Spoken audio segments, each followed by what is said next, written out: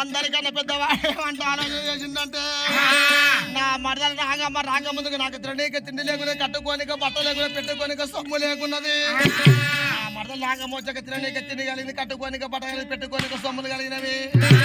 నా మరదలు నచ్చిందేవి నాగరాజు వరాడబుట్టింది సత్యంగల్లా తల్లి అని చెప్పి తల్లి ఆరి పట్టంలో నా మరదలు నాగమ్మ ఏ తీరు ఉన్నదో నా పట్టంలో అదే తీరుగా ఉండాలని చెప్పి ఎల్లటి కాయలు తీసుకొని కలమ చేత పట్టిండు నాగమ్మ నా పట్టముల కుండ పట్టి ఉంటే కుమ్మరి వాణి వెంగిలవుతుంది చాట పట్టు తిరిగినట్టు ఉంటే మేదర వాణి వెంగిలవుతుంది రోకలి పట్టి దంచినట్టు ఉంటే ఒడ్ల వాణి వెంగిలవుతుంది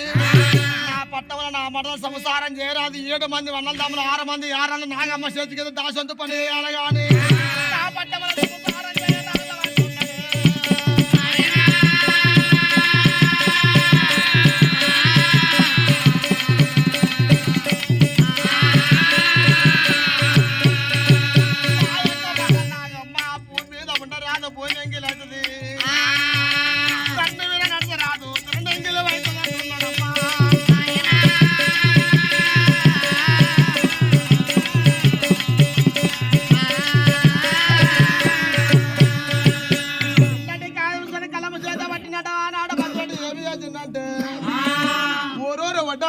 ఉత్తరాలు వేసిందంట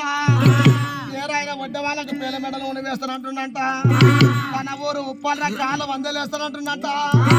ఎక్కడెక్కడ వడ్డ వాళ్ళు వెళ్ళి వచ్చి నా మడలు నాగమ్మకైనా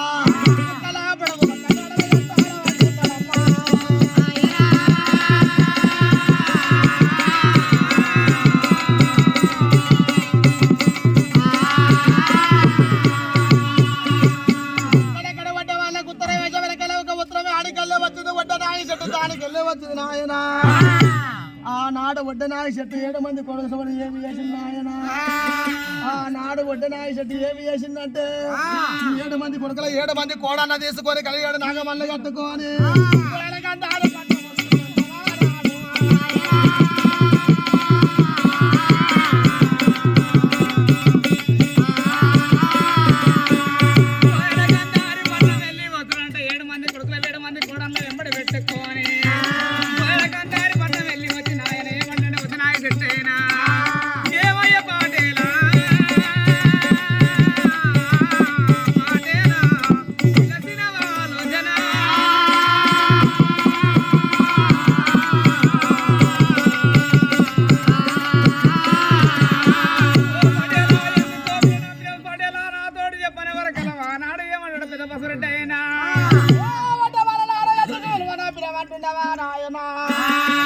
నీ పాట చేయకుండా కాపల మాట నీళ్ళ మూట నాయన కాపు దాపన్నారు తండ్రి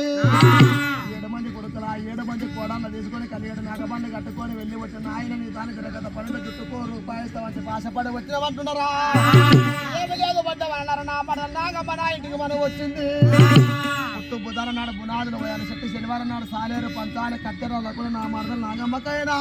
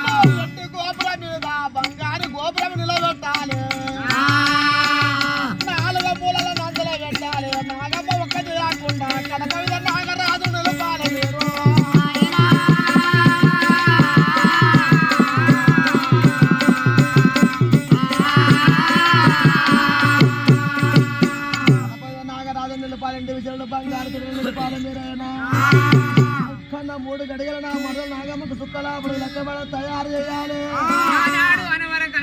రాజుల మాట నీళ్ళ మూట అని చెప్పిన ఆయన చెట్టు ఏమి చేసినట్టు నాయన నాడు రాజులు పోసినట్టు చెట్టు శనివారాలు సాలేరు పంచినట్టు నాయన